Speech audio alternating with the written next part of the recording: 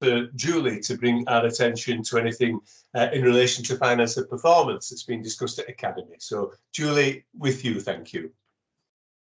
Okay, so good afternoon, everybody. So we're having some building work done, so I'm sorry if you can hear hammering. I'm trying to keep it quiet, but they are hammering outside, so I need them to do it, so I can't stop that. So I'll keep this report short. You've got the written report. We met in November, so we were looking back at October's data. So we're now at the end of January, so the world has moved on. So I will give Matthew and Saj a chance at the end to say, is there anything that's changed that we need to know about from the reports that have been written? Just a few highlights, lowlights. Finance improvement plan. We are asking the CSUs to deliver efficiencies for us. That is proving a challenge. Operational pressures, and we know that will cause us a financial problem in 23-24. We know we're forecasting break even for finance for this financial year, but what we're doing is we're doing that by non-recurrent measures. So the recurrent savings are proving more challenging to deliver, and we'll see that as we start to see some of the planning stuff and some of the pressures for 23-24. I've got to remind us in that we continually are making improvements. I think there's a difference between making improvements and being able to count them and count the money we're saving. So we continue to see the performance improvement plan, and we looked at cancer in the November meeting, and really pleasing, all the Academy members are really pleased with the kind of progress that's been made. And I think particularly pleasing was the work that goes on across our different footprints and with teams within the trust and wider teams. So I think the cancer report highlighted again how we are working together as teams across different departments to actually deliver those improvements. So continuing to maintain really good performance on cancer. On the rest of the operational performance reports, John highlighted it in Chief Exec's report, you know, really strong levels of performance despite the challenges we're facing. And we'll pass to Saj at the end to see if there's anything he wants to tell us about that's changed, because obviously we've had strikes and other operational pressures, winter pressures since we met in November. We saw our Treasury Management update, which we don't see at every meeting, reminding us that we've got £83 million of cash in the trust, and we also approved the new Treasury Management policy. Now, the Treasury Management stuff, I don't think we're really ever cited on as a board, but, you know, the cash in the trust pays the wages. It's kind of what we're about. So it was really good to see that work, and we thank the team for their hard work. So higher cash levels than we'd planned to have. And the Treasury Management policy we approved was about how we're going to invest that cash to maximise interest rates that are about now. So we approved that policy, but really good work going on by the Treasury Management team to keep us safe. Like I say, we forget that flow of cash to pay our wage bill every month is really important. We saw some service development reviews. So we looked at where we're reporting on service developments that have taken place within the trust and the actual outcomes on those. So it was really good to see those. And again, it's something that we don't always count the financial benefits, but really good work going on about changing things and how we're capturing the benefits. So Chris Danson brought those to see us. We talked about risk, as we normally do, making sure our risk has been identified and are being managed appropriately. And we highlighted in the Academy in November that we needed to flag up the 23-24 financial risk. And I think that's being captured in the BAF that we see later on. I think that's captured in one of the risks there. So that's been added to the BAF following our conversation in the Academy. I'm not going to say any more than that. I'm just going to pass quickly to Saj. Well, I'll pass to Matthew first and then to Saj. So Matthew, is there anything you want to add other than what I've highlighted? Because I know it's a long time. We're meeting again next week as an Academy, but the report is from November's Academy. So I'll pass to you. Yeah, so the November Academy looked at the October position. The papers supplied to board today cover the November position, which doesn't really highlight anything different from what you've already picked up there, Julie, from an exceptional basis. And then the paper that will go to Academy next week will cover month 9, where we have noted a deterioration in the run rate, but it was a planned and expected deterioration in line with our forecast to still enable us to deliver a break even. So that they would be the only real updates from a financial perspective. Everything else is in line with as you've already updated the board on. Thank you. Thank you. Sarge, anything you want to add, given it's October's data that we've captured in the chair's report? Yeah, thank you, Julie. And yeah, a lot of it is already captured in Mel's update under the chief exec report, but I just did want to highlight the hard work our clinical and non-clinical teams have put in over the Christmas and New Year period, especially given the pressures that colleagues have been seeing outlined in the news up and down the country, with the significant spike in influenza admissions. And at one point we were approximately 20% of our bed base occupied by either patients with flu or COVID, so significant pressures there. But despite all of those pressures, we've managed to maintain a relatively good position in comparison to other organisations, both within Wyatt, regionally and nationally, and absolutely grateful for the tremendous work that goes on across the organisation for that. We have dealt with during that period of time. So in December, we've obviously had the 2 RCN strikes, so the 15th and 20th of December. Myself and Karen and colleagues from Pat's team have been engaging very regularly with our Royal College of Nursing regional reps. We've got a very good rapport with our teams, both internally, but also with the regional reps as well.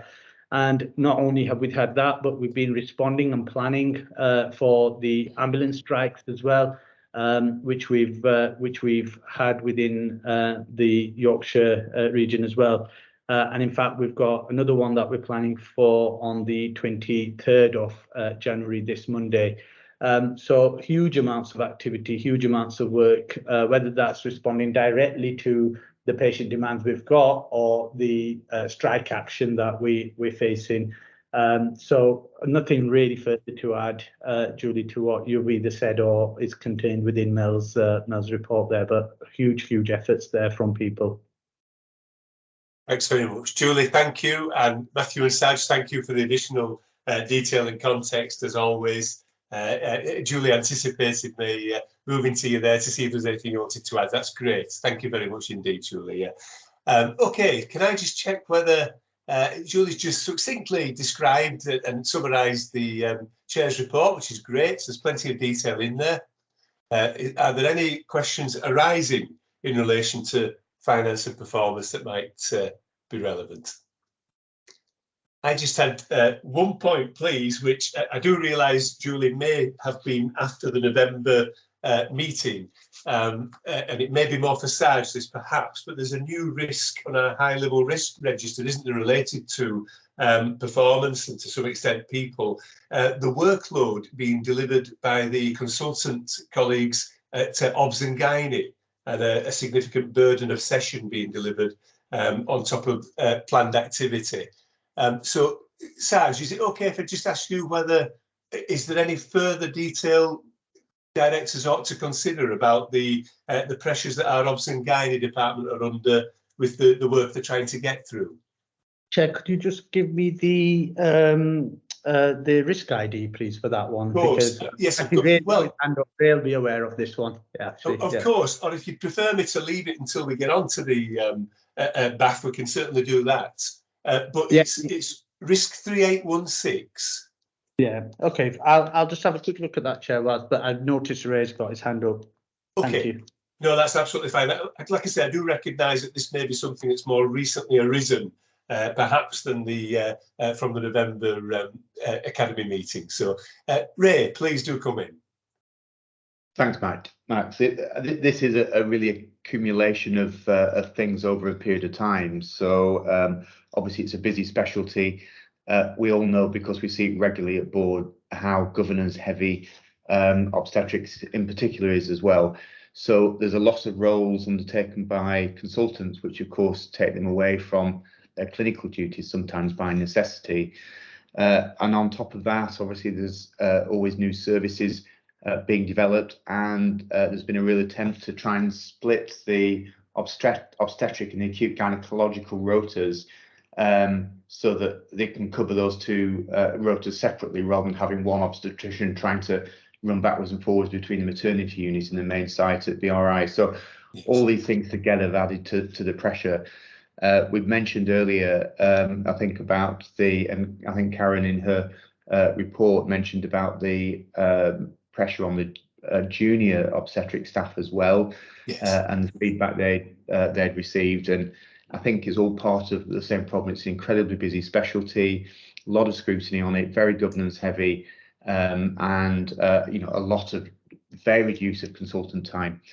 So we have met with them about this. We're very aware of the problem. Recruitment is underway. We have additional posts to recruit to. One individual who hadn't joined at the time of the escalation has now joined the trust, someone who was appointed a little while ago to take up the gynecology cancer lead role. So there has been an improvement in their position, and because of that, the score, which I think, what was it, 20 initially? I can't remember. I haven't got it open in front of me. I think it has been reduced down to a 16 now. So the problem hasn't gone away, but we're very well sighted on it. We're working with the obstetric team to try and address, and things have improved since that initial escalation.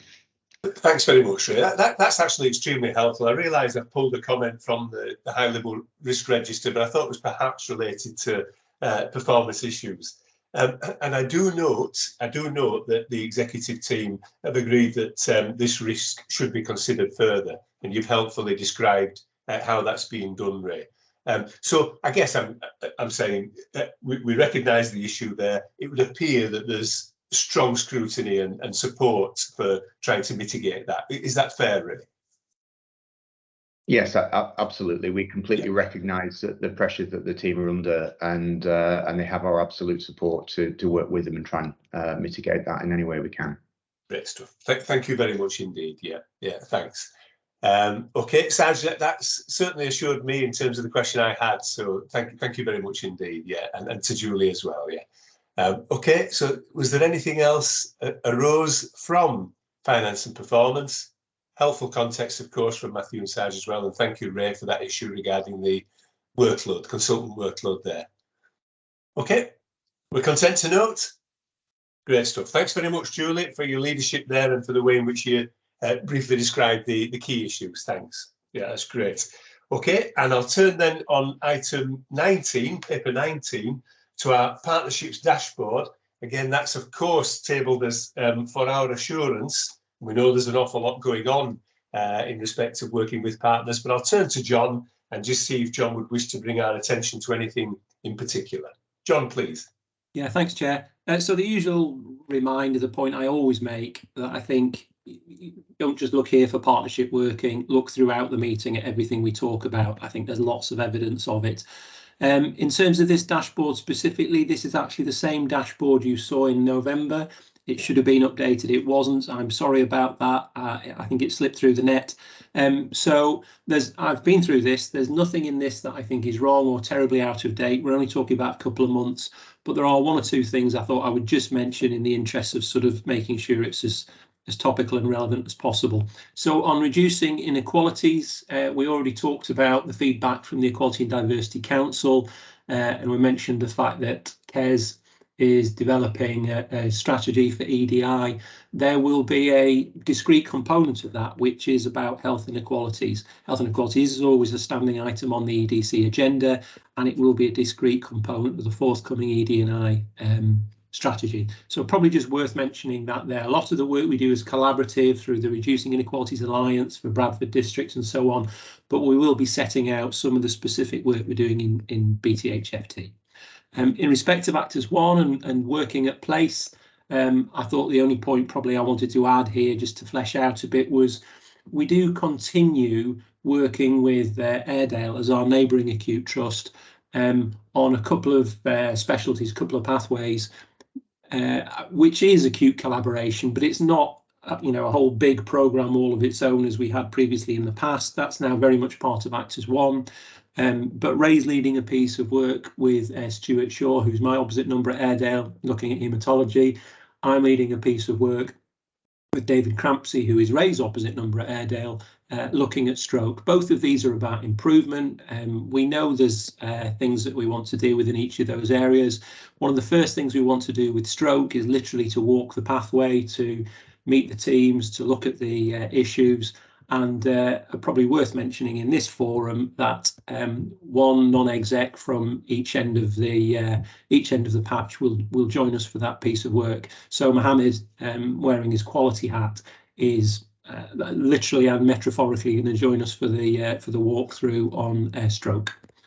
So a date to be decided for that, but that's a piece of work that's underway. In terms of the ICB and Wyatt,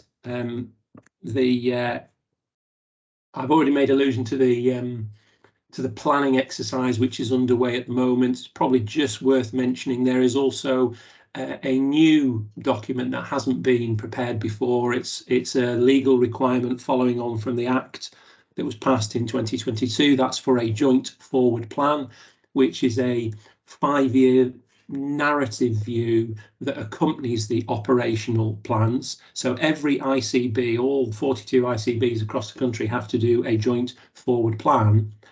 But this thing is rolling, so each year it gets updated with an ongoing 5-year forward view. So we will be working with partners across our place in Bradford and districts to develop a joint forward plan for the place. It's a narrative, it's the story behind the numbers, so it's not just a bald set of figures about activity and workforce and spend. We'll be working on that narrative, and in turn that will feed through to a West Yorkshire view. But I've spoken to the PMO team, to Ian Holmes and colleagues, and they're very clear. The principle of subsidiarity applies. What they want is the narratives from the 5 places, which will then feed through to a collated joint forward plan. And I think that's what we would all want. It makes sense. Last point I was going to make on ICB and Wyatt is that one of the things which will inform that joint forward plan is a clinical strategy for West Yorkshire. This has been in discussion, in conversation for quite some time. It's about drawing together lots of bits of work, what needs to happen once, what needs to happen everywhere, what needs to happen in maybe a couple of acute sites and so on. So at our board development session next month, in February, Lucy Cole, who's the programme director for Wyatt, will be joining us just to give us an update on that piece of work. So it's possibly helpful just to keep those things in mind when we talk about the planning exercise, which feels very short term, kind of annualised, just looking ahead to 23-24. Alongside that, there'll be a narrative, which is the 5-year longer view, and that will be informed by the Wyatt clinical strategy, which Lucy's going to talk to us about in board development next month. And then finally, I think in Anchor Institution, I've already mentioned this. I was just going to talk about the endorsement of the Bradford District anti-poverty strategy. And alongside that, I attended the most recent wellbeing board for Bradford Districts, where there was a general discussion about kind of the state of the nation at the moment, how tough it's been in all the different services. And we've just heard from Saj about how the trust has coped with that. But then a particular focus on cost of living crisis, which for our trust, I guess, has a twofold emphasis. Partly it's about our own people and all the measures we're taking to try and support them. So, you'll have seen publicity around £2 meal deals and all the practical things we can do to help our people. And then more generally, as an Anchor Institution, working with the council, working with the university, working with the Care Trust, working with the voluntary community sector, all the other things we can do to support people during what is a very difficult time financially. And that's some of the stuff the anti-poverty strategy alludes to. So those are some of the ways in which we're working in partnership. As always, happy to answer any questions now or later. And as I say, some of this stuff will play out in things we've already talked about in this meeting, like the joint forward planning. Thank you. Yeah, that's very helpful. Thank you, John, for bringing us right up to date. We note John's apology regarding the paper. It must have just slipped there. But there's a serious point there, of course, as to whether, I assume, may I assume that directors are okay with waiting until the next board meeting before a revised paper is produced? I think John's telling us there's not a great change from that previous one and has brought us right up to date. So unless there's any objection, may I say that we leave that until the next board meeting. And in respect of John's helpful update, may I ask whether there are any particular questions, points, queries, additional information that anybody would wish to contribute? And it would appear not. That's fine. Great stuff. Okay, that's a really helpful update. Thank you very much, John. We're well briefed on where we are in terms of partnerships. John makes the point very articulately that it's weaved into everything we're talking about during the course of the meeting. And we're obliged to do that, don't forget. We've signed up to a strategic partnering agreement that does bind us to making decisions that take into account partners' positions, our partners' positions. So that, it's good that it's always in the back of our minds. Thank you. Shall we move then to section 4F, papers 20 and 21. We have our board assurance framework itself and the high level risk report. And then we'll be moving to a case for change regarding our charity. So before we go into the charity business, it's a time to pause and to think about what we've heard so far, what we understand, and whether our board assurance framework properly articulates that, and whether we're satisfied with the nature of the risks and the mitigating action that we're taking place. So again, shall I turn to John and just ask if there's anything he would particularly wish to bring to our attention to a paper that, of course, we've all already received. Thank you, John. Yeah, thanks, Max. I'm going to leave you to Laura for this one, if I may, please. I'll let Laura lead us through. Sorry, Laura had told me that. I apologise. Yeah, thank you. Laura, please. Thank you. So, yeah, I'll start with the BAF. So it records the strategic risks in relation to each of our objectives, and it's been updated by the lead executive or executives for each risk, and was reviewed by the executive team in December, and then the academies sort of in late December, early January, but that was done by email because we didn't have any academy meetings at the end of December. The summary page gives you the key points for noting. I just wanted to highlight a couple of things. So risk 1.3, which relates to our care environment, that's increased to a 12, and that's reflective of the ongoing demand and pressures which we're experiencing, which some parts of our estate are not designed for. Also risk 2A.2, which relates to the management of our income and expenditure, that's also increased to a 12. And I think, as we've already touched on, that's around the expectation that the medium-term financial outlook is going to be more challenging. And because of that, the assurance level relating to that objective has also reduced from green to amber. And then the final thing I wanted to highlight on the BAF is the proposal to close risk 1.2, which relates to staffing, and that's because it overlaps with risk 3.1. Which is around recruitment to vacancies. So members of the People and Quality Academies were asked to consider this proposal, and Janet actually raised a query, and she may want to comment, but she queried whether the risks do actually overlap, because 1.2 sort of goes beyond recruitment, and she also highlighted the need for an effective training needs analysis and ensuring that staff are trained in new ways of working. So we do have a risk on the BAF that relates to training, and that's risk 4.1. But Ray's kind of pointed out that's more focused on trainees rather than sort of substantive employees. So the board is asked to consider that proposal to close risk 1.2. But I've kind of just put in the paper, I don't know if the board might want to ask the Quality Academy just to look at that further before coming to a final decision, because obviously it was done over email, so the Academy's not had a chance to discuss it in person yet. That was everything on the BAF. Max, do you want me to leave it there, or do you want me to go on to the high level operational risks as well? No, let's do the risks as well, Laura, and people will be making a note, won't they, if there's anything they wish to pick up. So if we could do that now, please. Thank you. That's fine. Yeah, I mean, there isn't too much to highlight here, really. I think we've already touched on the obs and gynae risk, which was the new one that was reported last time, and then there was just one risk which was closed around the GastroOlympus stack system, because the replacement stack systems are now in place, so that one's been closed. But that was all I wanted to highlight on the operational risks. Thanks very much indeed. Okay, so again, the board assurance framework is one of those things, of course, we could spend 2 or 3 hours, couldn't we, focusing on and homing in on. But hopefully people have had the chance to read through that. It reflects the sort of conversations we've been having. And there's 2 asks of us, really, isn't there, in relation to this? Are we assured that all risks on the high-level risk register and BAF are appropriately recognised and recorded, and that we've got the right actions in place with appropriate timescales where risks are not appropriately controlled? That's the first thinking. And the second thing is the point that Laura articulated there, that there probably is a crossover there between 1.2 and 3.1, I think, Laura, yeah? And the suggestion is that the work being done in 3.1 is sufficient to meet the needs of risk 1.2, and that therefore we can close risk 1.2. Although Laura fairly says if directors would prefer that to be deferred for further consideration, then of course we'll take that. So that's the ask of directors. Given the ask, are there any further queries or points for discussion? Barry, please do come in. I'd just like to add in my 3 pence with regard to risks 1.2 and 3.1.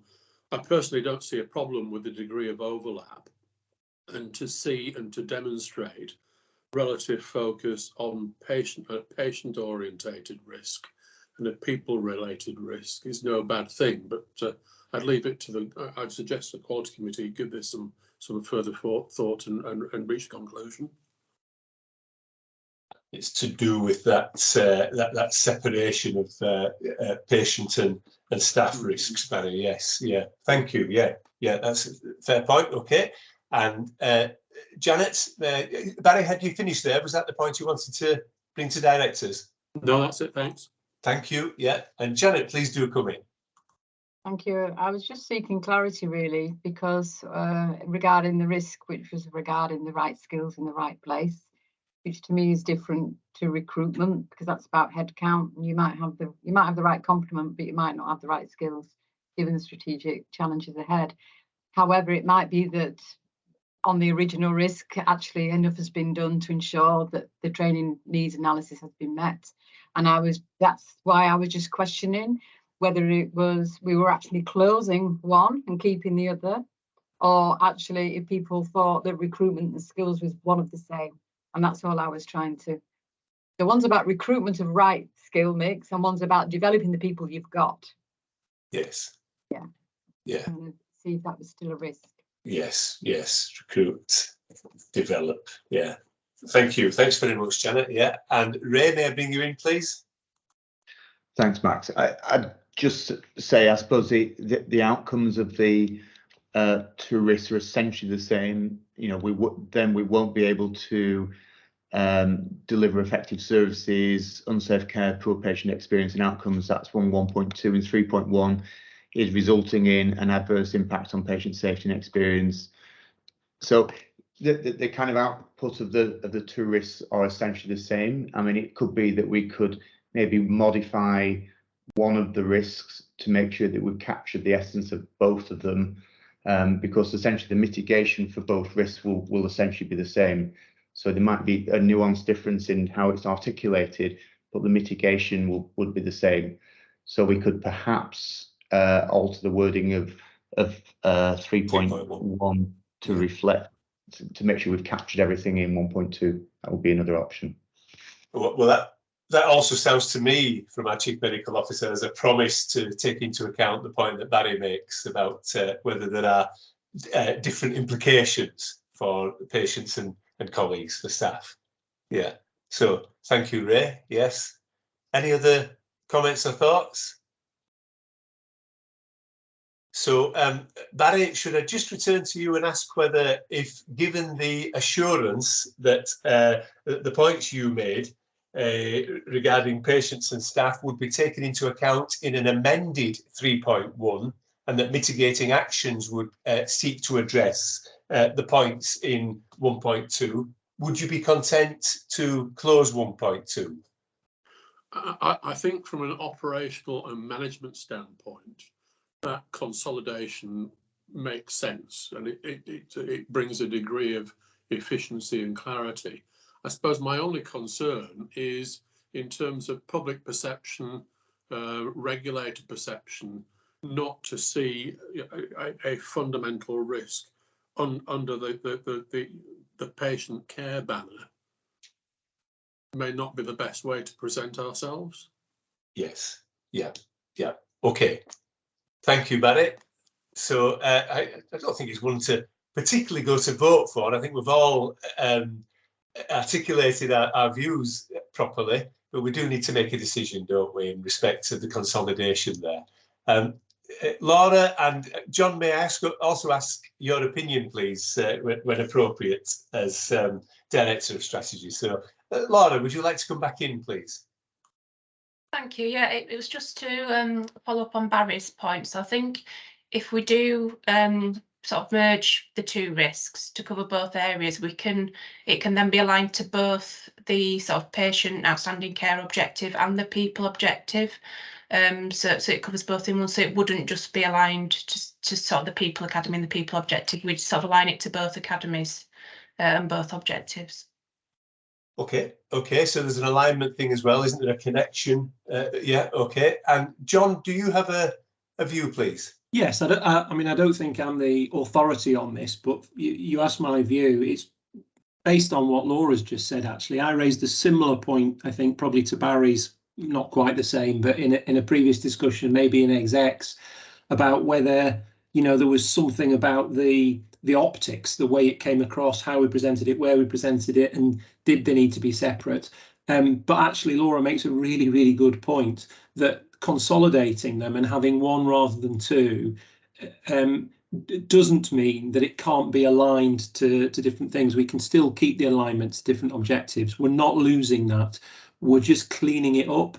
And I think that's important when we're trying to look at risks. We've had a problem in the past where, we've probably sacrificed clarity on the altar of detail, and we've had lots and lots of detail, and you can't see the wood for the trees. What I particularly like about the way we've got this now is it's a lot cleaner, and I think they'll never be right here. There'll never be that is the correct answer. It's always going to be a degree of balance, and I think consolidating them but continuing to align them to two different objectives works for me. I think it makes sense. I would go with Laura's steer.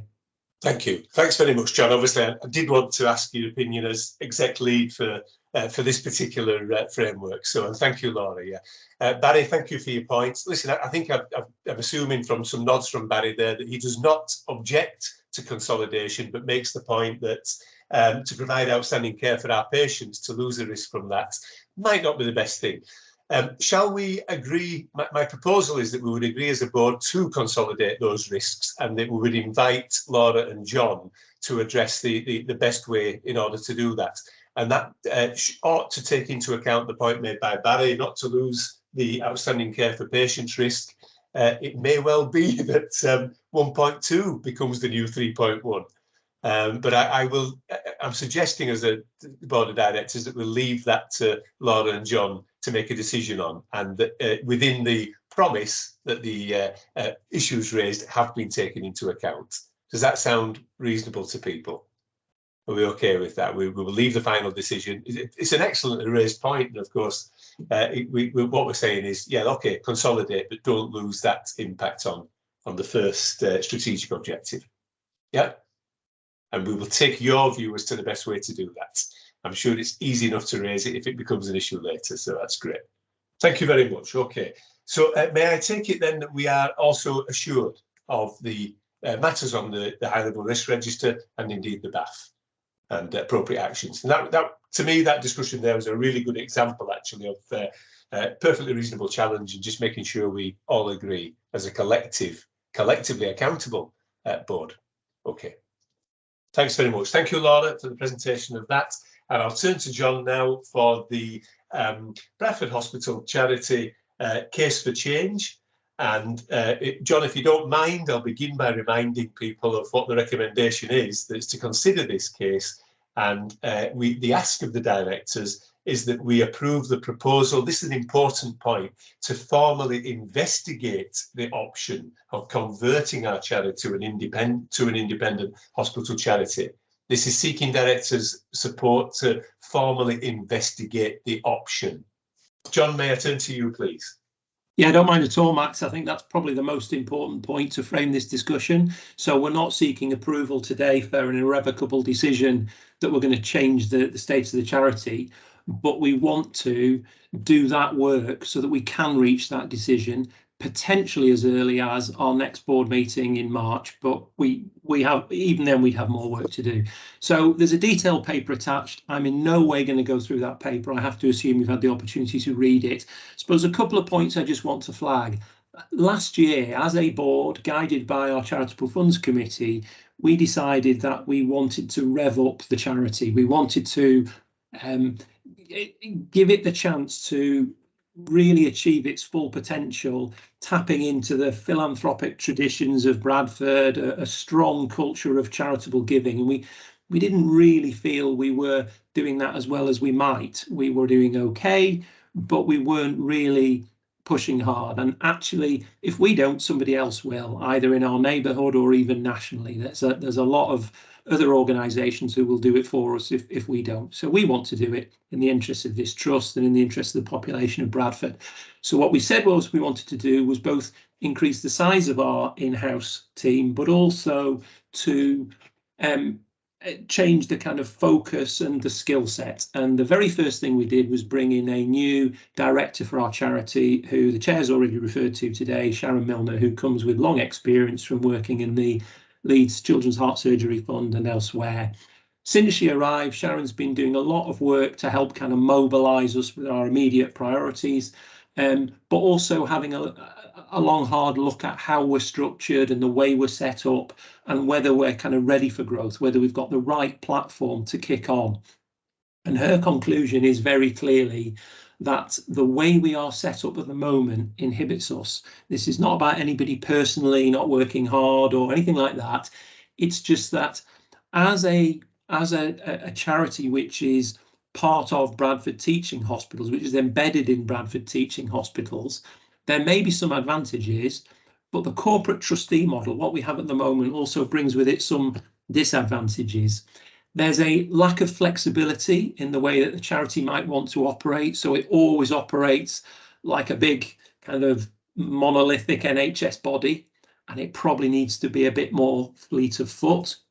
There are practical issues in terms of recruitment. So people who we might want to bring in are used to a very different recruitment model in the charitable sector. And again, we're operating on the processes and the procedures that we use for a large NHS organisation. I think there are fundraising issues. So some major sponsors don't want to donate to what is essentially an NHS trust, but they might consider donating to an independent charity that works alongside an NHS trust. And you shouldn't underestimate that. That perception point is really important. And then finally, there are certain grants and legacies and things which we can't access as an NHS body, whereas a charity which had independent status could. So there are practical, operational, financial, workforce reasons why it might be advantageous to move to a different status, to be an independent hospital charity, rather than what we have at the moment, which is the corporate trustee model. So the detailed paper runs through all of this and explains the thinking behind it. Sharon's done quite a bit of digging. I mean, she's done this elsewhere. She's led an organisation's change of status, but she's done quite a bit of digging and looking at the kind of national position and the wider position. There's already a significant and growing number of NHS bodies who've done this. It's absolutely the direction of travel. When we discussed this in our executive team, Mel said that's very interesting, but are these organisations like ours? And so Sharon did some further work to establish, yes, there absolutely were organisations like us. It's not just the kind of financial giants who are doing this, it's a range of different organisations. And then we talked about the kind of any risks or downsides. It would be easy to sit here and say, no, really, it's all upside. You know, the evidence suggests organisations are able to significantly increase their fundraising. And in the end, that's what we're trying to do here, not least if we want to build a neonatal accommodation unit, which is our first priority. But for the record, I think there's probably 2 or 3 things that we need to be mindful of if we're being asked to agree to take this work forward. The first is there will be some costs, principally legal costs. We would need some legal support on this. We can't pin down an exact figure, partly for commercial reasons. I wouldn't want to talk about them here, but partly we don't know until the scoping work's been done. Any legal firm would want to look at where we are now as a charity to estimate how much it might cost. It could be in the ballpark of £20,000, but that's not a formal quote. It's not a tender response. It's just an idea of what it has cost with some other organisations. We're optimistic it might cost less because quite a bit of the improvement work we've been doing with our charity, consolidating lots and lots of small funds into fewer larger funds, makes it cleaner to make the transition, and for that reason legally it might be less burdensome. So there's something there. There would be costs, principally legal. We think they can be managed downwards because of the work we've already done, but we don't know until we formally get a quote. Second consideration, of course, is there are people who work for the charity who are employed by the charity, i.e. in its current form employed by Bradford Teaching Hospitals. And obviously we have a duty of care towards them as an employer, and legally we'd have TUPE to consider, the transfer of undertaking. So if people move from effectively one employment status to another, they would have their rights protected and they would have a view about whether they wanted to move or not. So we'd have to do some engagement to work through the implications of that with anybody who might be affected. There are 2 or 3 posts that you can very clearly see, of course they would be affected. There's a couple of other posts where there's a judgment about the extent to which they are solely focused towards a charity or not, and whether they'd be affected. So we'd have to look at the TUPE position, we'd have to engage. I can reassure you today, all of these people have been spoken to, but we'd need to do a more thorough piece of engagement. And the final thing, as with any change, as with any transformation, is even if at the end of it there are significant benefits, it can be a distraction and you can actually lose focus while you're doing the very thing you need to do in order to achieve the transformation. And we just need to be mindful of that. We might get consumed with this, Sharon might get consumed with this at a time when actually we need all of our focus on driving the improvement. So that's a third thing I would flag for us to consider. So I'll leave it there. I'm hoping that you've had a chance to read the report. Very happy to discuss, answer questions, etc. What we're seeking agreement to is to go ahead and do the explicit consideration of whether to recommend to the board, yes, we want to make this change. It's clear from what I've said that our hypothesis is this would be a good thing to do, but we need to properly test that with some serious professional advice. Thanks very much indeed, John. And I can confirm, colleagues, that the Hospital Charitable Funds Committee, which I chair, of course, has discussed this and does support the recommendation. So just so you know that that's the case. Julie, do you want to come in, please? Max, I was just going to say the same as you, that as a Charities Commission, we talked about it for an hour. We were all in support of it. We recognised some of the risks, but we were keen that we explored it. We got on and did the piece of work. So there was kind of overwhelming support for that. So you said it first. Thanks very much. Thanks, Julie. Thank you. Yeah, and John, we ought to perhaps remind directors as well, shouldn't we, that we've said it's just to formally investigate the option. The decision at the end of the day would always come back to us, wouldn't it, for our consideration? Yeah, categorically. So I think there'd probably be more than one decision point. I think we'd agree that we wanted to do it, but then I still think there'd be a final kind of stop the line, a point at which before we sign it off, we'd bring it back. And what I can't tell you at the moment is exactly how long this would take. So I'm hopeful we can progress the next stage quite quickly and come back to board in March with a, having been through Charitable Funds Committee first, with a view as to this is what we want to do. Do you agree? Yes, let's go and do it. I still think further down the line, maybe 6 months later, it depends on some of the engagement and other things I've talked about, we'd want to come back and say, right, this is everything we've found out. This is everything we propose to do. These are the implications. Are we go? So yes, is the answer. And I think there'll probably be 2 bites at the cherry. Great stuff. Thanks very much indeed, John. I'll just pause for a moment and see whether anybody would want any further detail before putting the question to directors. Are we content to approve the proposal to formally investigate the option of converting our charity to an independent hospital charity? And we've heard helpfully from John that affected colleagues, closely affected colleagues, are all aware of this. They know that we may be considering this. Could we record that as unanimous support for the investigating the option? I think we can. There are no objections. Great stuff. Thank you very much indeed. And Altaf, I note your point in chat as well of your support. So thank you. Thanks for that. And we can record that as unanimous support to investigate the option. We look forward to hearing how that particular investigation goes. Thanks, everybody. That's great. And so we move now finally then to our governance section. And with 3 matters here that do deserve our attention. So if we can keep the energy and listening skills up, and we'll hear what has to be discussed here.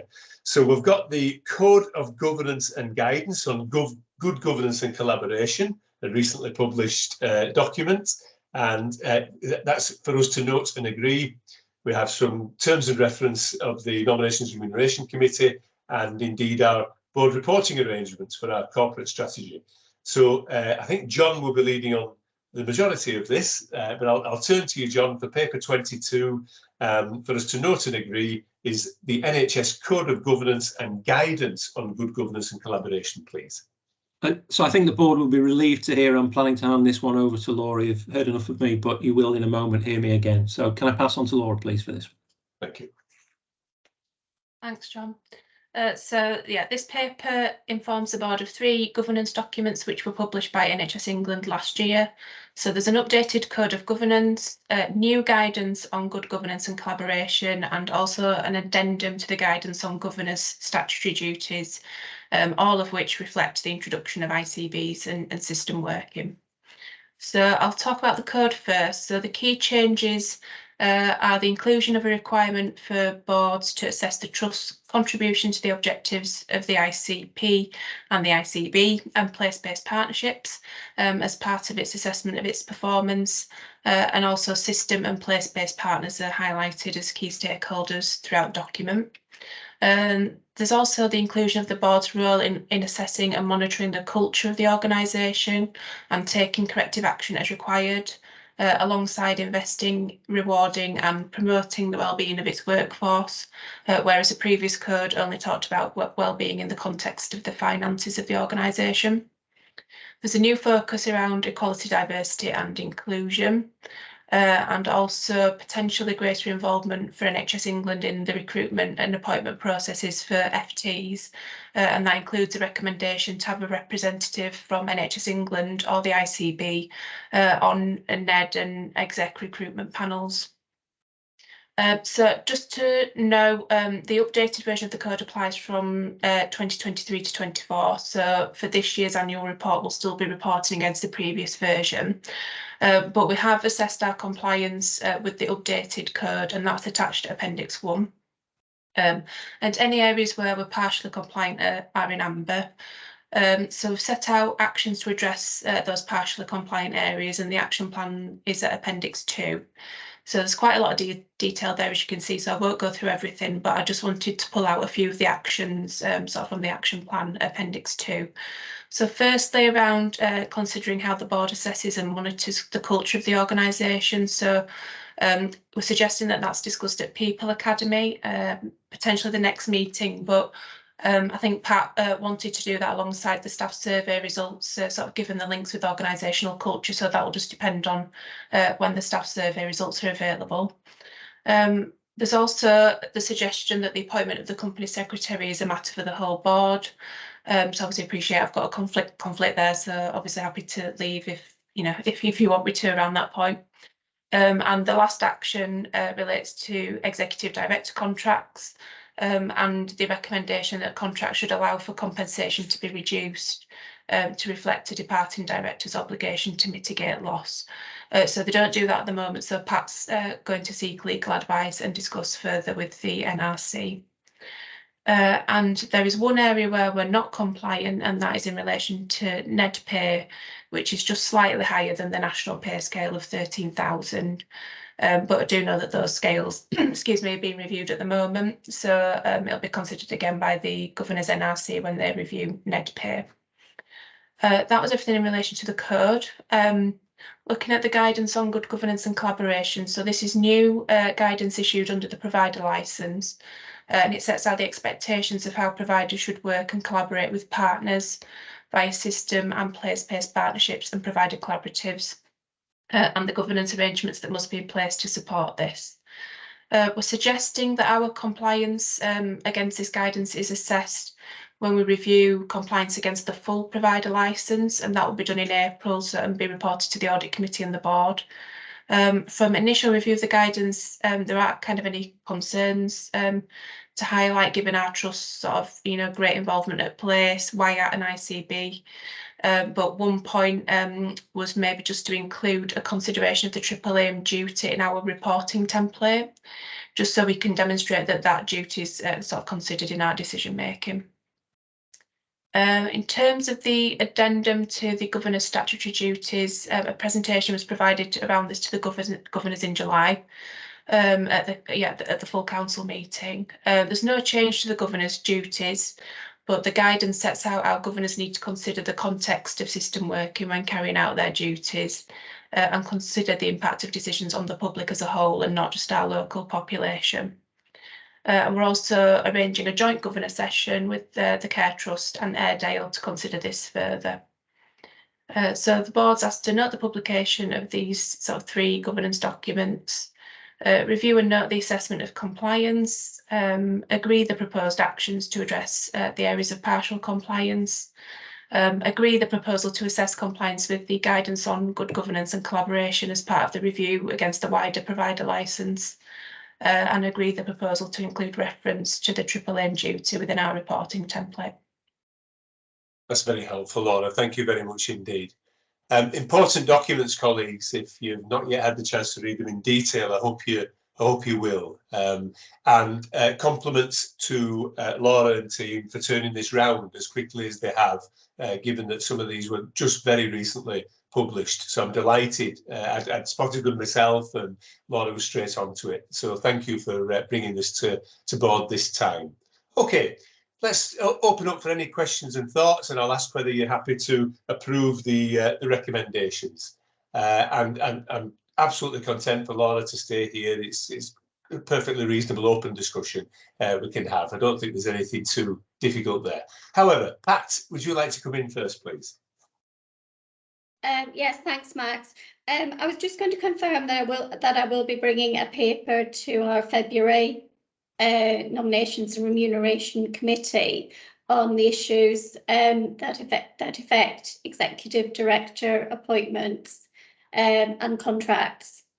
So that paper will come to February. The paper, and I note Laura has declared an interest, that paper will also cover a proposed position in respect of the company secretary position as well for non-executive directors to consider. That's great. Thank you very much indeed.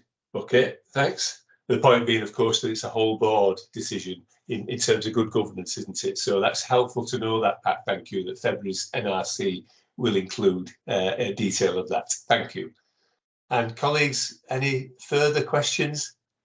It's quite a bit to take in there, but I think it's pretty clear, and Laura's summarised it very well. So everybody content? Of course, as ever, there's always scope if you wish to just drop any further questions too, either through myself or John or straight to Laura. That's absolutely no problem. But for the purposes of the board meeting, given that we've had the paper, we've got all the appendices, and we've had Laura articulately summarise the key issues, there are 5 things there which I won't read through again. Colleagues will have seen those. But it relates to the 3 publications: Code of Governance, Guidance on Good Governance and Collaboration, and the Addendum to Governor's Statutory Duties. Are we content to approve the recommendations shown in paper 22, please? Has everybody had the chance to say anything they wish to or comment on? Great stuff. Okay, it would appear there's unanimous support for that. Thank you for the summary, Laura. It's very helpful, and we can move on with the actions that need to be taken there. Great stuff. Thanks very much indeed. Okay. John, did that satisfy what you would have wanted in relation to that item? Yeah, perfect. Thank you. Yep. Okay, that's great. Thanks.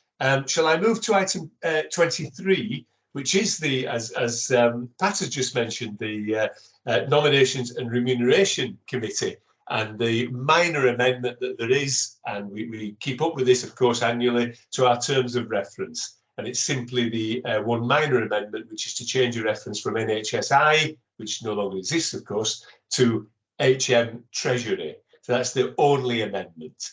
Again, colleagues, hopefully you've had the chance to review the NRC terms of reference and you're content that they continue to meet our requirements. Colleagues, happy to approve the amended terms of reference.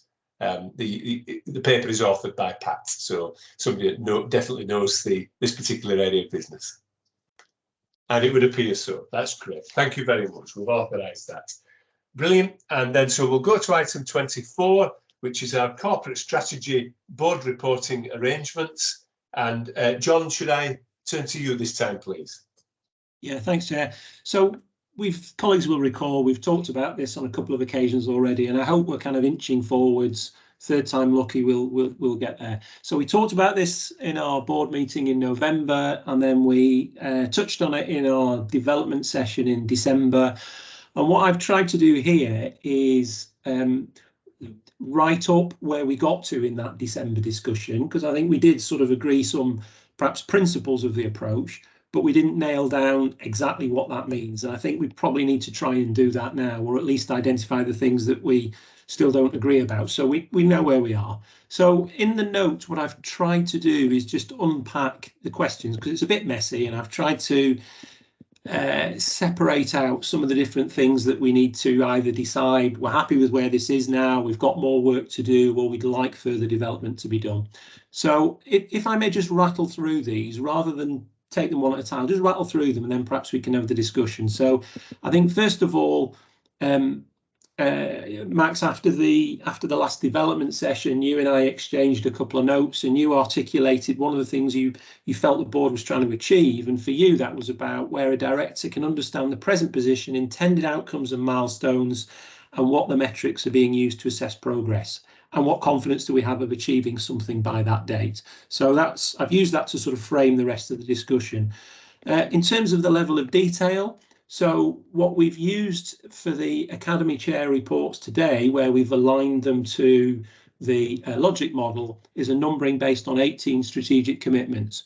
But you could get more granular. You could go down a further level and say, let's align things to 51 key areas of work. A word I'm fond of, I think there's a balance to be struck here. I think if we try and chase every thread and follow every line, we will end up with more information than we can usefully process. But I know there will be colleagues on this call who think, no, that's exactly the detail we need, and we need to be down at that level. So there's a debate between 18 strategic commitments or 51 key areas. They're the same thing. It just gets more granular the more you start to unpack it. So that's one thing we need to think about. A second thing I think is probably just recognising the absolutely key role that academies play in our current accountability arrangements, and I think in our future accountability arrangements. And I think I said last time, if we don't think the academies have that role, then we probably need to start over and do something completely different. What we need to do is make sure they're sort of empowered to do their job, and they've got the tools to do their job, and they're trusted to do their job.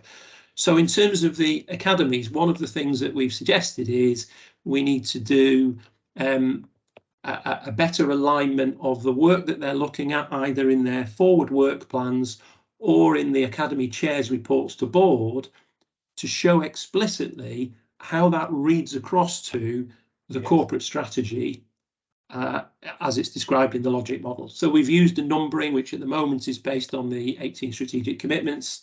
And as you'll have seen from the Chair's reports today, you can turn to the end of any Chair's report and say, oh, I see. So these are the different strategic commitments which were reviewed in the course of the meeting. So we've already implemented that. I suppose one of the things we should just check today is that right? Is that what you wanted? We did it rather than waiting because it felt completely consistent, but I imagine we should just check in on that. Third point I wanted to flag is about the alignment of language. This was a phrase I particularly liked because it came out of the discussions we had previously, and it was a way of trying to express this thing where we might be violently agreeing with each other. It seems to me that actually, you know, we very strongly want to be able to track the progress of things. Of course we do. That's good governance. But it seems like sometimes half of us think, well, that's what we're doing, and half of us think, well, I'm not sure we are doing that. And maybe one of the keys to unlock that is being more explicit and more consistent with the language we use, so that when we have a discussion about something, it's very clear this is a piece of work which is highlighted in the strategy or in the logic model underpinning the strategy. So are there things that we can do to make that more clear in the language we use? You know, is the dashboard using the same language as the logic model? If it isn't, could we change it so that it does? Is the Academy Chair's report using the same language? If it isn't, could we do it so it should? And we're dipping a toe in that water already. So the chair of the People Academy and the director of HR are looking at the reporting through the People Academy dashboard to see the extent to which we can start to align the language and how far that will get us in terms of addressing these concerns about the visibility of reporting and the strength of the accountability. So I think subject to that, we'd want to do the same thing for the other academies so that we made an explicit conscious effort to use the same language in different fora.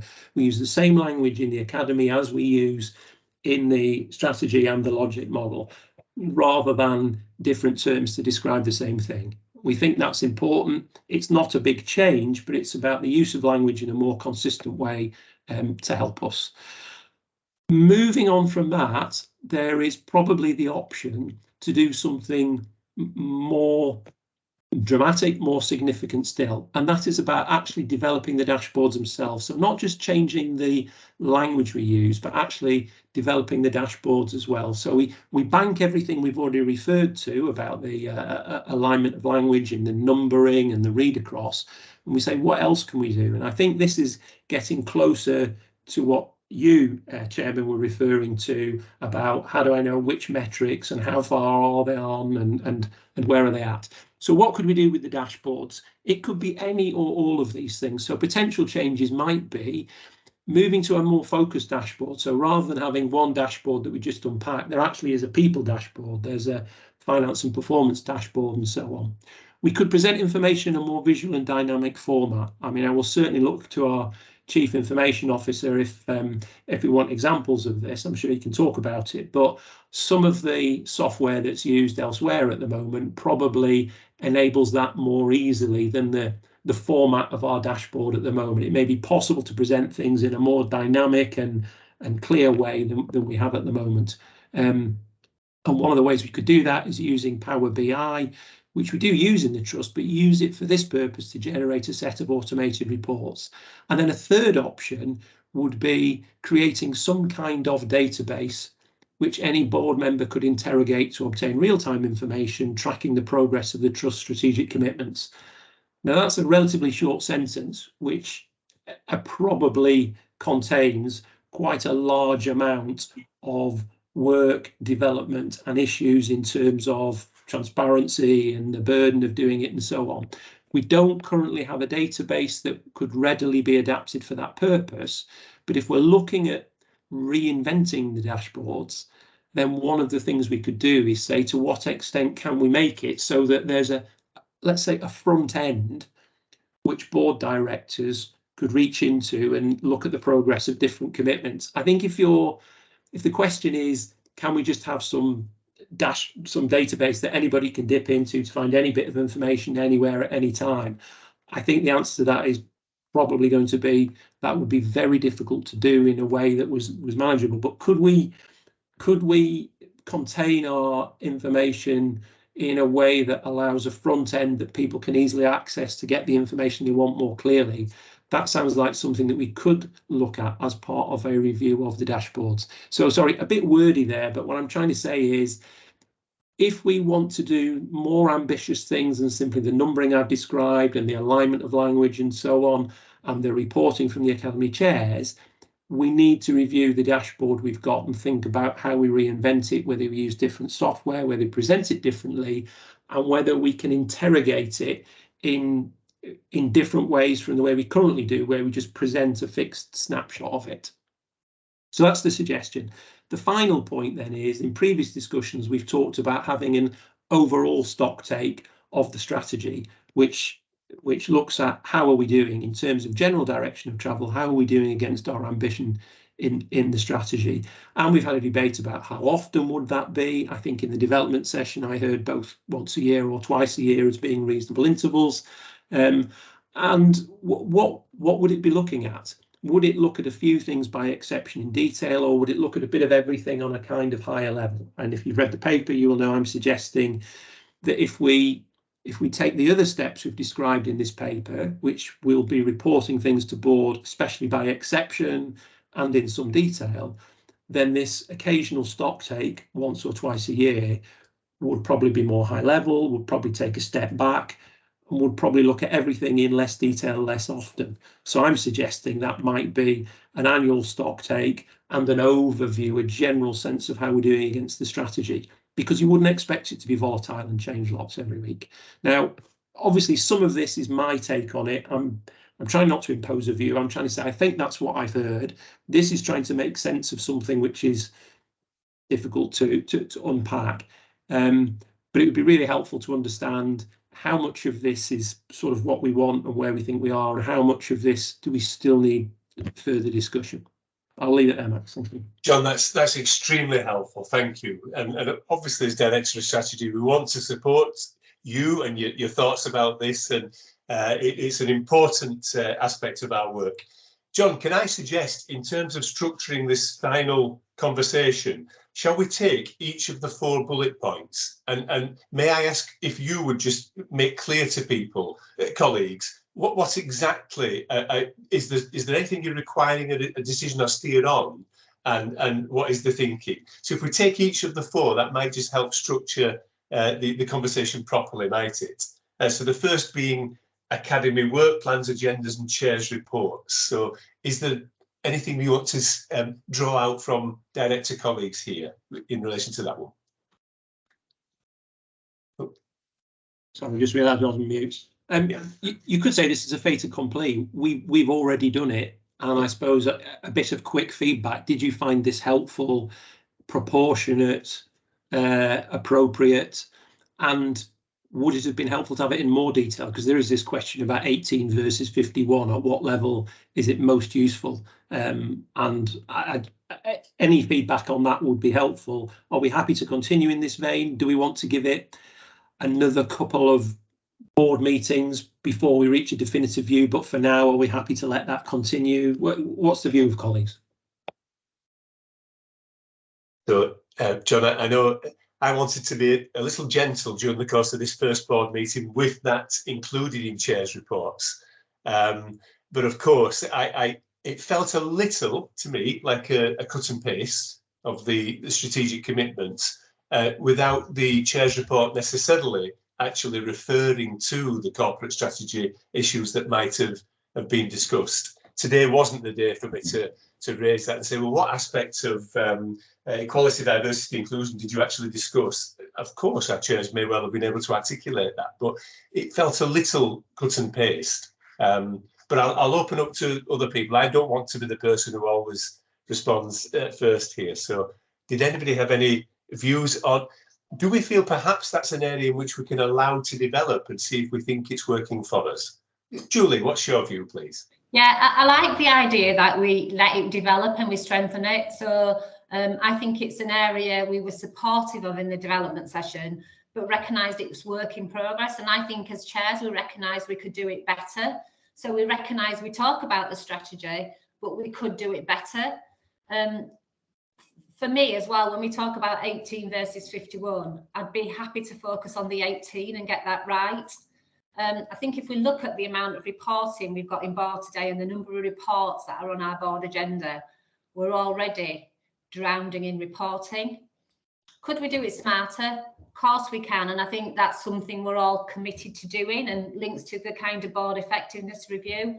So for me, supportive of the 18, and I'm supportive of the approach we're doing, but I do like the idea of an annual stock take where we do it as a separate agenda item. And I like a year because it's strategic and it gives us chance for some progress on those strategic objectives. So I do think it's work in progress. We need to do more to get this right, but I'm committed, I know the other chairs are, to getting us there. Brilliant. Thank you, Julian. Whoever speaks up here is going to steer us forward, because let's make decisions and move on from this, so and see what we can make work for us. Thank you, Julie. Karen, may I bring you in, please? Thanks, Max. I think where we are now is much better. I am a fan of 18 rather than 51, because otherwise you get too detailed, and I think strategy means you look up, not down.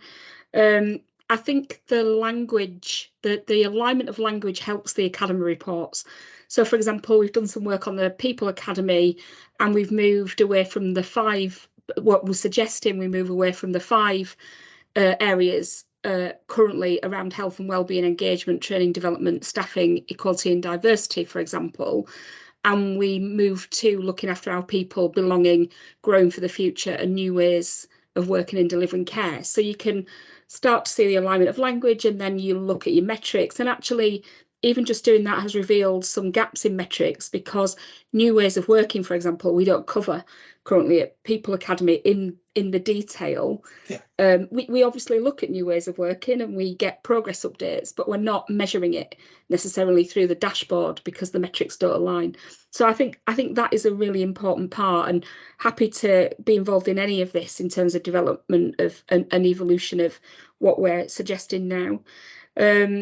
But I'm with Julie in terms of let's have a really good stock take annually, and you know, align the language in our reporting to make sure we do talk about the right things and we do reassure ourselves of the right things, and we'll see the strategy evolving over that year anyway. Thank you, Canon. That's extremely helpful. Thanks. I realise there may be some crossover in issues, but I did want to try and structure this so we just separate them. So thank you. And Barry, on this first point of academies, agendas and chairs reports, may I bring you in, please? The discussion just now seems to be spanning wider than that, Max, and back to the 18 versus 51. Yeah. I'll start there, and I'll end up with academies. Like Julie, like Karen, maybe others, I'm all in favour of going for, you know, reasonably high level but complete information. So maybe 18 is better than 51. But I suppose what I'd like to understand is how the commitments and the key areas map to exec director responsibilities. Because if a commitment is, I'll use the word owned, is owned by more than one exec director, then I tend to think I'd like to hear or have access to updates on an appropriate frequency from each exec director as to how those particular things are moving forward. I think my machine is just about to die. Hold on a second. Oh, okay. You're certainly coming through clearly and articulating very clearly. Sorry, yeah. that distracted me. So, what was I saying? So how the 51 key areas of work should be aligned with exec.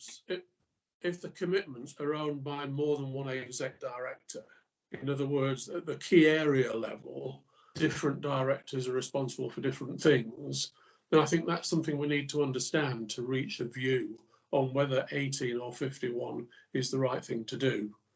Coming back to the Academy's point, I suppose whether it is commitments or it is key areas, I'd like assurance that all of them have been allocated to one or more academies so that we know that we have full coverage. Frequency is then a different matter where I think some suck it and see is required. It depends, to me, on the pace at which progress is intended to be made, is planned to be made on individual key areas and commitments, as to whether yearly, half yearly, or something more frequent is appropriate. Thank you. Thanks, Barry. So 6 months annual. Okay, that's fine. Right. So on that first point, then, if I'm assuming there are no further comments, I think there's general agreement, is there not, that we've made decent progress and that academy work plans, etc., will in future be cross-referenced to our strategy logic model with a section of the report recording which strategic commitments have been addressed. Now that's the 18, isn't it, in the most recent meeting, and work plans confirming the intention to cover the full strategy over a reporting cycle. So I think we're probably in an agreed area there that we're going to work on the 18 in the first place. There was a helpful phrase, I think, used both by Julie and Cadden about let it develop. So let's see how this goes and keep an eye on that. So I think we've got agreement there. And I think my plea was that it doesn't become a cut and paste, but that the more we can actually align the chair's report to the actual strategic commitments that might have been considered within academies, I think would be terrific. So have we more? I appreciate we might not get a complete and utter agreement here. Thank you, David. Thank you for observing. Nice to have had you with us. David's just leaving us now, our deputy chair governors. So I think, John, do you think we've probably got a reasonably comprehensive agreed position there in relation to reporting in the first place? The first bullet point. I think so. Continue as we are, but the proof of the pudding. Let's see how it plays out, and that will help to address some of the concerns that, for example, Barry raises about is there enough visibility where one strategic commitment contains work which is led by more than one exec. I'm not sure that's an issue, but let's see over the next reporting cycle how that plays out, and if it's a problem, there'll be other opportunities to look at that again. But let's Thanks, John. Let's try and make it work based on that position at the moment. Thanks, John. I did wonder whether that point as well did align perhaps to the dashboard discussion, the next two. So with the next two bullet points, John, should we take them separately, or do you think you could articulate where we might need a steer on any of those bullet points 2 and 3? Colleagues, there are only 4 bullet points, so we'll get this done. But let's try and get a final agreed position for the moment here. I suspect with a commitment to review. So when you say bullet point 2, is that alignment of language? Is that what you mean? Yes. Sorry, I'm looking at the recommendations, John. Oh, beg your pardon. Yeah. Okay. Paper. Yeah. Yeah. So I think the alignment. I mean, I'd be surprised if anybody says no. The alignment of language is a bad idea. I suppose the reason I put it there was to say, and you could stop at that. You could do the numbering that we've talked about, and you could do the alignment of language, and that doesn't feel like a major reinvention, but it will undoubtedly move you forward. So I think I'm probably assuming most people will say the alignment of language is a good thing to do. Let's do that, or let's start with people and then look at the others.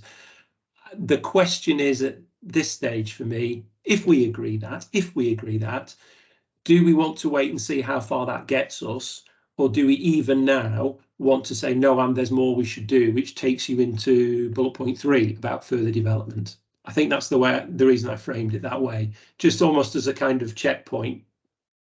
We've agreed to number 1. Are we agreeing to number 2? If we agree to number 2, do we want to proceed with 3? Do we see how far we get with 2, and so on, just as a sort of progression?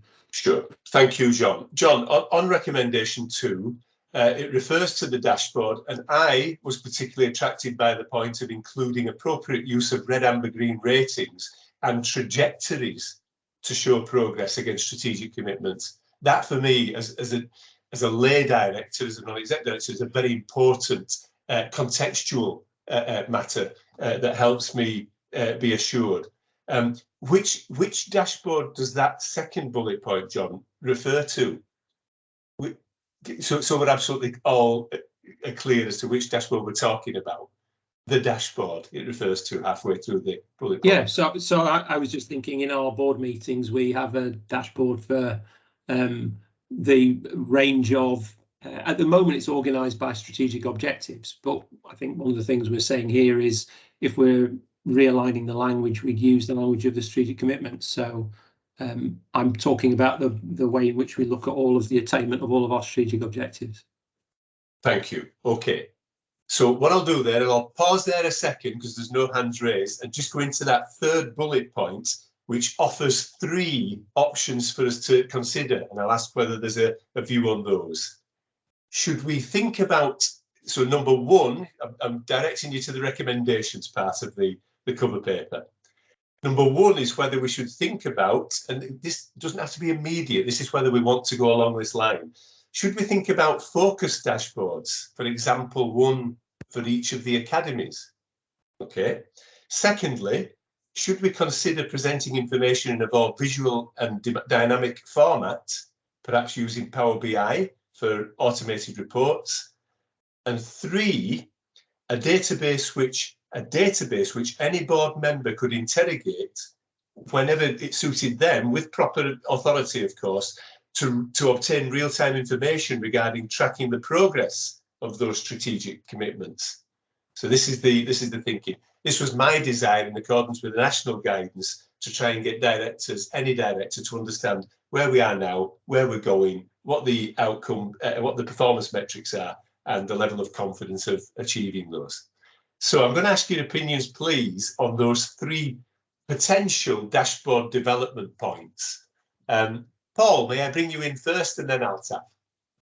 Thanks, Max. And John mentioned sort of this earlier on, but I just wanted to emphasize what I think is quite a difference of scale and requirement to step from 2 to 3.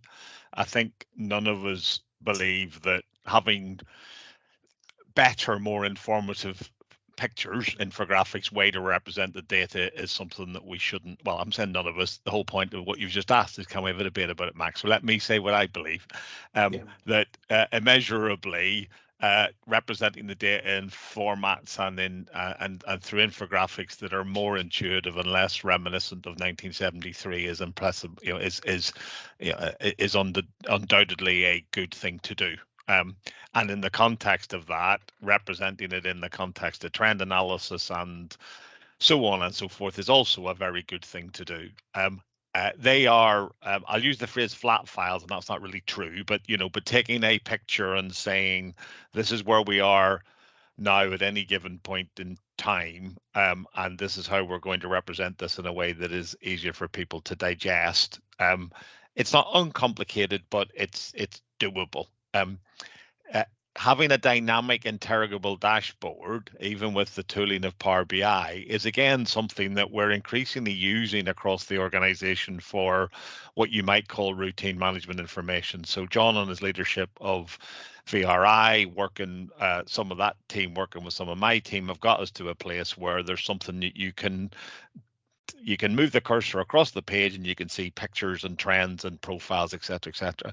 I think the subtle difference in my mind is that all of the inputs in relation to that are readily accessible, and it's management information that's being generated and produced for multiple audiences anyway. And often what the task is better collation and rendering of it rather than creating it as wholly original material. Where I start to get a little bit nervous is that whether we pick 18 or we pick 50 plus, trying to get into a situation where at 14:35 on the 19th of January 2023, we can have the here and now picture vis-a-vis those things, and at 14:40 in the next bit of the conversation, somebody wants to run their cursor over it and see if anything's changed. That's just such a materially different thing, and I'm pushing it to absurdity to illustrate the point. So it was just, I do think there is a step change between 2 and 3, but we are a board taking on the views and acknowledging the responsibility of us all in totality, and if that's the direction of travel colleagues seek to move us towards, then I'm just flagging that it's going to take time, effort and energy to achieve that. Paul, that's extremely helpful. May I quickly check with you as Chief Information Officer whether you support the principles of recommendation 2, the production of a dashboard that has aligned language, red, amber, green ratings and trajectories to show progress against the 18? Absolutely do, Max. I think that is entirely obtainable, and working across with Carl Stevenson and Sage teams and Neil Scott and my team, we can deliver that. I think that's an important point for directors to know. Thank you. Altaf, I'll come to you, and then to Barry. Thank you, Altaf. I agree with much of what Paul has said, so I won't go over it again. But it is kind of my day job, so it's something I look at all the time in different organizations. So data analytics, data visual. I mean, most of the time as a board, team, we're too time poor and we don't need all the detail and all the clutter. You almost need a traffic light system to say, have I got a problem? Is there a problem emerging, or is it all good? And then if it's on amber, you want to be able to drill down and sort of see if something you've got as an actionable insight that falls in your lap that you can do something about, if not immediately, but sometime in the near future, or nudge things in the right direction. So to that extent, I think sometimes people get over ambitious and try and do too much in one go. If you take the old phrase and how do you eat an elephant one bite at a time approach, and basically you start very, very simple and you start off with traffic light systems, the quality of data and the sources to that are kind of good. Then you build on it, and then you can make that more complex and you can make it more and more dynamic. You can't just rely on Power BI as a technology. You've got to use a broader toolbox to make it effective. Power BI may not be the most productive way of achieving those things, but those are all conversations we can have at another place. But I kind of support visualization, actionable insights over old-fashioned flat reports and other means. Yes, thank you, Altaf, thank you. So maybe linked to the trajectory point of view, that visuals really help understand the context of where we've been and where we're going.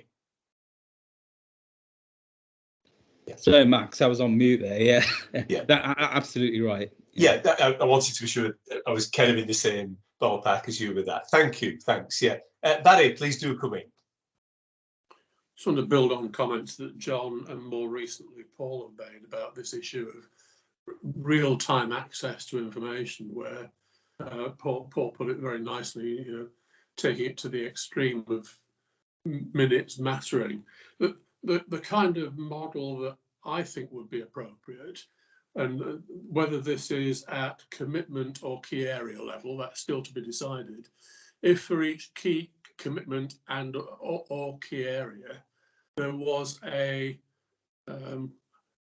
deemed frequency of reporting. So maybe on one particular one, it's agreed that to have an update from the relevant exec director or directors, a quarterly update available, and a commitment from the exec director or exec directors within 1 month of the end of that 3-month period to update the, I'll call it database, is the kind of currency, the kind of frequency that would work for us.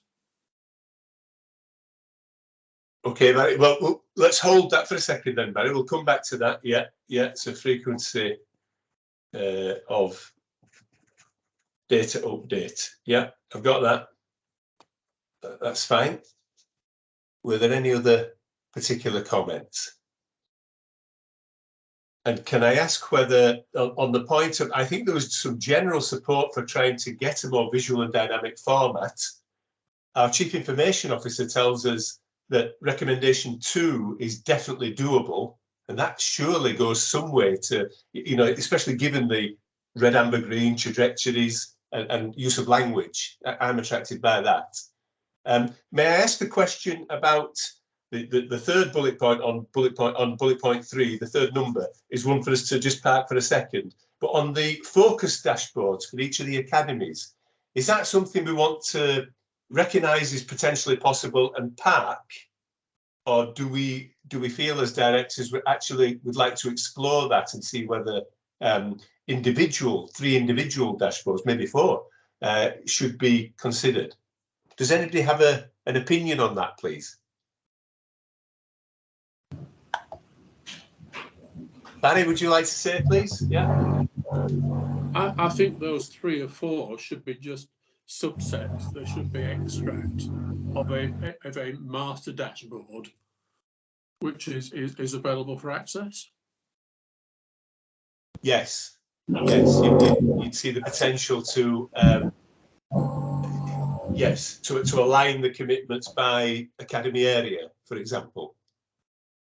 Yeah, on a master dashboard. Yeah. Thank you. Julie, would you like to? Yeah, thank you, Barry. Would you like to come in, Julie? Yeah, I'm a little bit concerned. We're going a bit round in circles and we're kind of going back to square one. I suppose my concern is, I think a good dashboard that Paul's talking about is fantastic.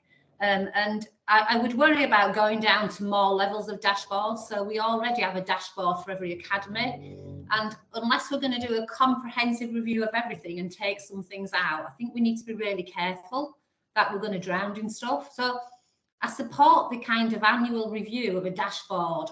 And we might say 6 monthly, we might say annually. But I am concerned if we're talking about doing that more frequently. I'm concerned we're creating a beast.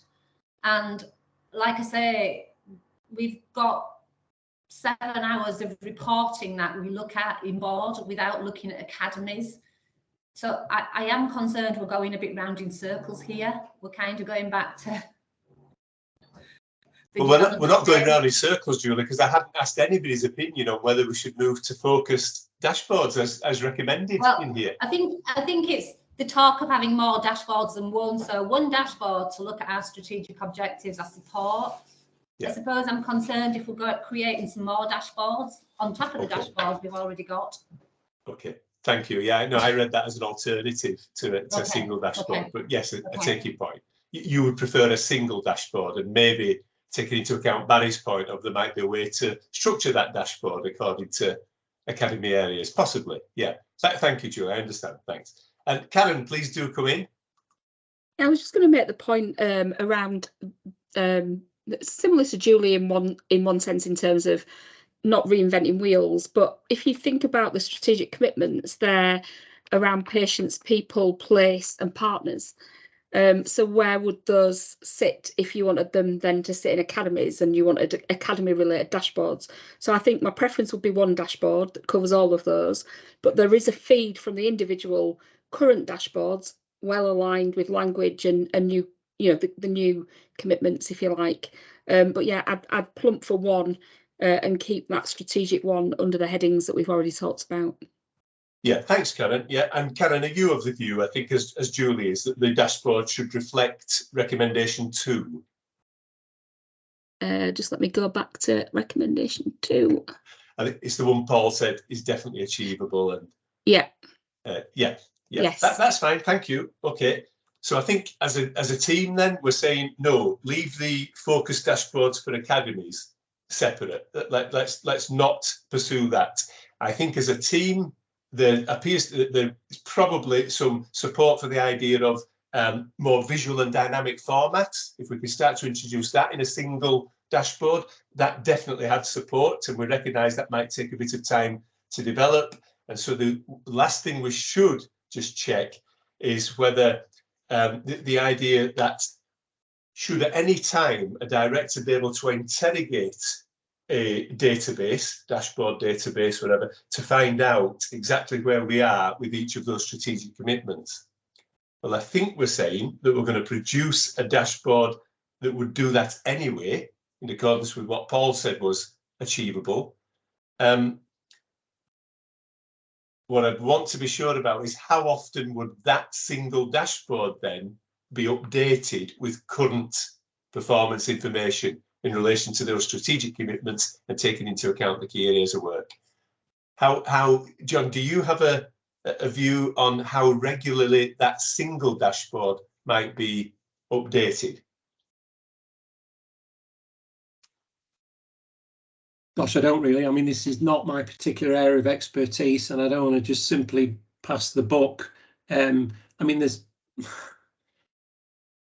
in my mind, I'm probably getting distracted here. In my mind, I'm thinking, well, how often do the academies need it? Because I think I'm still attracted to the idea that our first line of assurance is through the academies. And if we're not careful, we almost bypass that by trying very hard to reinvent something that anybody can have a look at anytime. So I suppose I'm concerned that the academies receive regular, timely updates, which they can use to assure themselves and in turn provide assurance to the board.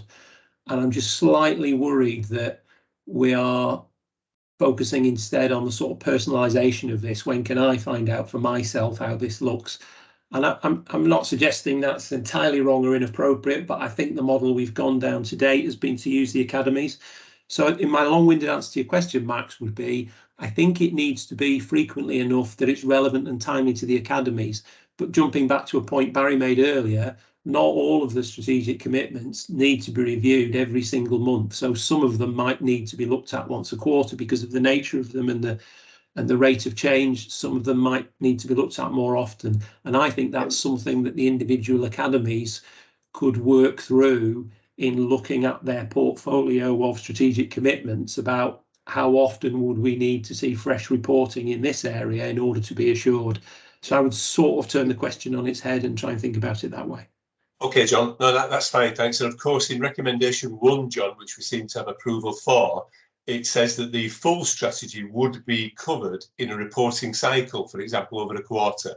So that would be the intention, but through academy reporting. Yeah, I mean, I made that up just as a sort of starter for 10, but the more we say it, the more I think that sounds sensible. I'd like to say it was inspired, but it was just a sort of, well, how about we say that over a period, all of the strategic commitments will be looked at. And I think building on Barry's point, some of them you might look at every time. I hope not too many, but some of them might look at every time. Others you might say we'll look at once a quarter. The key thing will be to make sure there was that comprehensiveness of coverage and there wasn't something that fell through the cracks because you didn't look at it in a quarterly cycle. Okay. Well, that's great. I think we've come to a particular position there then in terms of dashboard reporting where we focus on academies. We seek to try to make sure the whole strategy is covered over a reporting cycle, for example, a quarter, through the academies. Any director, of course, can access academy papers. So one of the concerns I know some non-execs have shared with me that, well, if I don't go to quality committee or don't go to people, how do I know how we're doing on these things? Well, that is the way in which that could be done. But there is a single dashboard that will be being maintained in accordance with recommendation 2. There seems to be support for that recommendation. At the moment, we're not going to go to additional dashboards for academies. We're going to work on the ones we've got. We are going to explore a more visual and dynamic format. And in terms of the database anybody can interrogate, what we're saying is there are other ways in which any director can get the information they might need to be assured. So I think that's where we are there. The one outstanding point, I think, from our discussion there, and Karen, I do note your point about looking at others. The trouble is that there's not many outstanding trusts, of course, to particularly explore, but of course we could have a look. The one outstanding point there was, are we absolutely clear on who is delivering these 51 promises we've made to the people of Bradford? Because that's what we've done. We've said over the next 5 years, we're going to focus on these 51 things. Are we clear about who is leading on those? Now, I think we were helped. It was Barry's point, and thank you for that, Barry. I think we were helped by the paper that came to the board meeting in November, weren't we? Where there was some alignment with executive ownership in relation to that. Barry makes the fair point that whereas a crossover would probably all want to be aware of that. So can I propose that the document that we got that was commended at last board, wasn't it, in November, helped us understand who was actually leading on these particular things and gives us a chance at least to explore with that individual where we're going. Okay, I think we're getting somewhere. I don't think we're far off a complete agreement here now.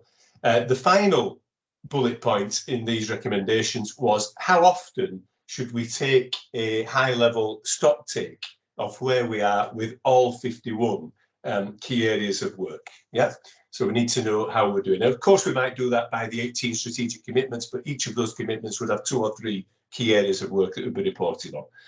Does that need to be? There's a debate. I'm happy to go with the consensus. Should it be twice a year or should it be once a year? And I did hear, of course, from a couple of academy chairs right at the start of this that actually once a year is sufficient. And I think if we felt that we had confident processes in between, then maybe once a year as a stock take is no bad thing. My challenge, please, to you as chair would be, if there was a problem with one of those key areas of work, would we see it? Would we recognise it? Would we identify it? Now, if we feel confident as a team that we would, then of course I'm comfortable as well to go to annual stock take. But let me just check whether would anybody object to the idea of an annual stock take. No? Okay, okay. So we will take a full stock take once a year of exactly where we are, and we'll make that work for us in terms of the amount of detail that we want for that. Okay. Thank you, everybody. This is extremely important stuff. And as I say, I couched it in the terms of these are promises we've made. It is our published corporate strategy. And we need to be sure that we're able to identify problem areas and indeed to celebrate the brilliant bits of work that will be being done in these areas. And I think we've come to some conclusions there. I'll not try and summarise them right now because I think they've been captured anyway in the recording. And hopefully I can see from some nods around the virtual table that there's probably general agreement that we've made some progress here. So that's great. Let's see how it develops. Let's see, you know, we agreed, didn't we, with the Academy ones, for example, that we'll try and align the language better to those corporate strategy issues. Okay.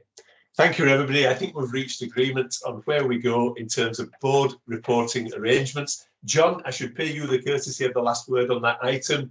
Have I got anything wrong there? Are you happy that we've all had a chance to discuss it? No, it was helpful, and we were never going to have a point at which absolutely everything aligned and we were all in total agreement, because we don't know, do we? We don't know what exactly right looks like. So I think we've agreed enough here that we can move forward, and if we need to, you know, tweak things as we go along, that's fine. We can do that. It's got to be useful, hasn't it? So let's see. How. Thanks very much, John. John, may I suggest that we take the first annual stock take as an opportunity to actually review how we all feel about the general board reporting progress. Yeah, so if we can capture that, please. I'm not suggesting as a board action, but simply that we all agree that, yeah, good idea. When we do the first stock take, let's see if we've quite got this right and just pick up again on how we're doing. Okay. Thanks, everybody. I know that was a lengthy item, but that's important. That's the promises we've made to the people of Bradford. Okay, there was no other business. We've come to the end of our formal open meeting. I bring to your attention, of course, the important annexes, the particular minutes, etc. that are in there, and of course the annexes at dashboard finance and performance reports, and they've been well dealt with. Thank you. But we've also got the charity annual report and accounts, which are tabled for information. So in the absence of any further comments, we do always consider, of course, whether there's any particular communications issues that might have arisen, or indeed issues to refer to boards, committees and academies. I'll assume that will get picked up by colleagues here, but if anybody wants to shout anything out, I should allow that before I close the meeting. No? Okay. That's fabulous. Thank you very much, everybody. Very, very important discussions and a really good meeting. Thank you. Colleagues, we do, of course, go to closed meeting, which are all entirely appropriate, sometimes commercially sensitive issues or indeed matters relating to our workforce, which ought not to be discussed in public. And so can I suggest, where are we now? 14:55. So shall we give 10 minutes and start at 3:05, and we'll get our closed